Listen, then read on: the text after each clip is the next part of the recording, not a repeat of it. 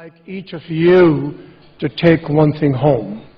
You take it home just like the athletes. Athletes practice, practice, practice. They have a discipline, and that discipline is focused on basics.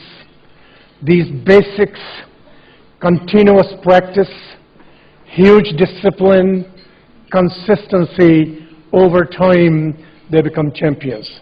So here tonight, let me first ask the question, are you ready for my Indian accent?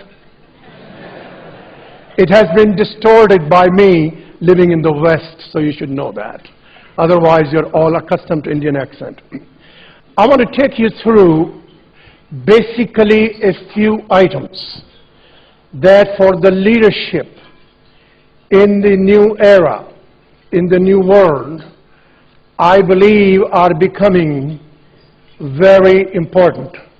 I hope you can read my handwriting because I don't use a PowerPoint to actually relieve you of the PowerPoint equation here. It will be informal. I would like you to participate with me and work with me so that we have something useful to take home. The first item I'd like to take you through is that the runway we are all on is an expanding runway, and I will take you through a couple of things that I'm observing. Item number 2 is what are the requirements of the winners in the new game? At least you will hear a viewpoint from me. And number 3, you may have great strategies, but if they don't execute well, we are not going to be ahead of others. This is a game where the competition is on. So you got to have a good strategy. You also have to have edge in execution.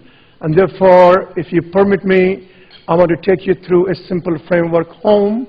If you wanted copies, they will be delivered to you, because this is something I learned from some very, very successful CEOs who took all that complexity into very simplicity for linking strategy to execution.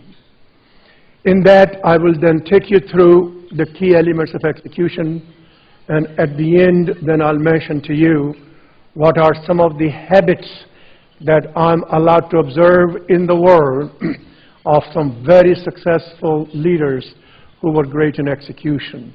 How does that sound to you as the basic agenda? Make sense to the group here? Let me just check a couple of quick things. How many of you heard of Nestle, Nescafe? Raise your hands, please. How many of you, look at this, all the market share right here. Now take a guess, how much of their sales are in Switzerland?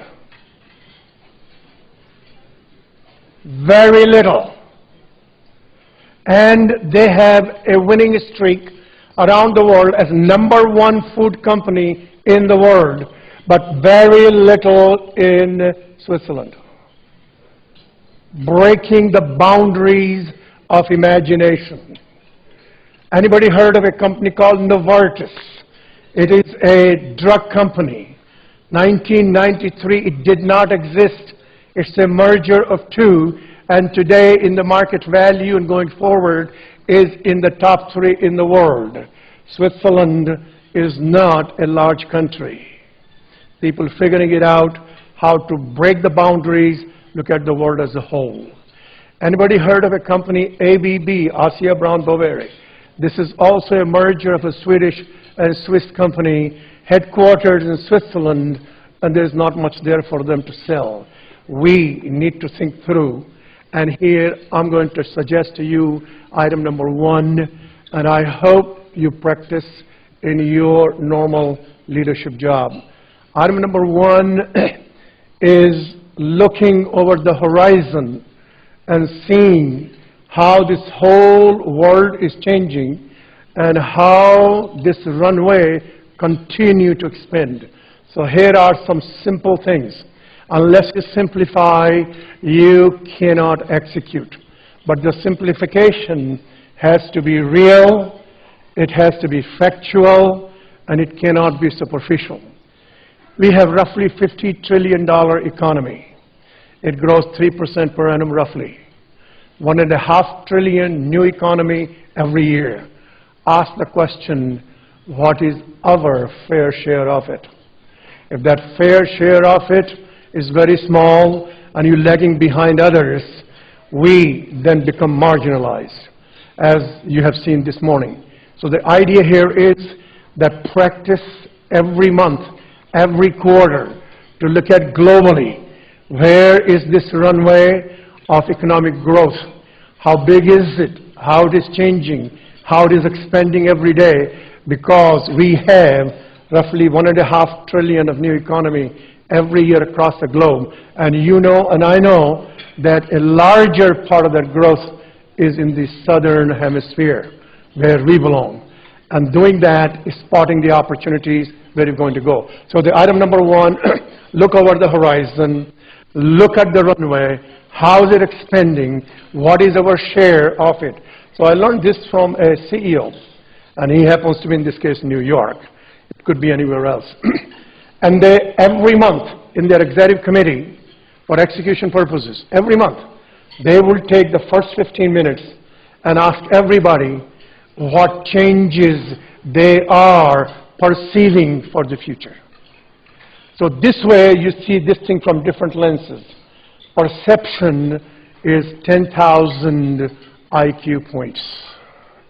In the game for the future, we got to be able to see better than others, faster than others, to be able to crystallize what's happening.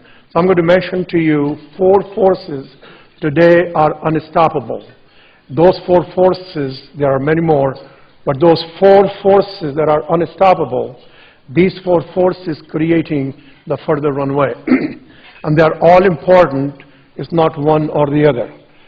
The first one that everybody knows, but to translate it, is this 1 to 2 billion more people coming into the lower strata of the global economy and from the subsistence level. As these 1 to 2 billion coming in, they are pushing forward for other tiers of the demographics. It is here you see more growth coming in. So here happens to be the CEO of Procter & Gamble. All of you heard of Procter & Gamble, the Tide people and so on. He has announced, as he became last July the new CEO, that in his company, in 5 years, he will have 1 more billion customers to whom that company will serve on a global basis. That's a vision. It is a commitment. It is publicly committed. It will be measured. It will be executed. It will create new ways of managing, new ways of execution, new ways of segmentation, new ways of consumer proposition. New technologies will be developed. If they're going to do it, I believe they will. Will that stimulate other competitors to be able to go? As the companies move forward, have the vision over the horizon, look at those forces coming in. As the companies move, the runway moves. Keep an eye on that. Practice it monthly in your staff meetings and get everybody to see what the changes are. That creates inspiration. That reduces resistance to change. It's inspiring to see people's capacities increasing. So that's force 1. Force 2. In this force 2, I'd like you to note that for the next roughly 10 years, what I see doesn't mean it's right. That in those 10 years, the forces to shift technology from west to east, to shift manufacturing processes from west to east, are going to be continuing. Part of the reason is this unbridled drive for shareholder value. The company is going to go where the opportunity is. And those companies going to be putting those processes, technologies, business models, patents. So in many cases, the inventions might be done in the West, but the manufacturing will be done in the southern hemisphere. So here is another part of bringing 2 billion people more into the economy, and that force will continue to create the runway faster, deeper, bigger on the southern hemisphere of the world.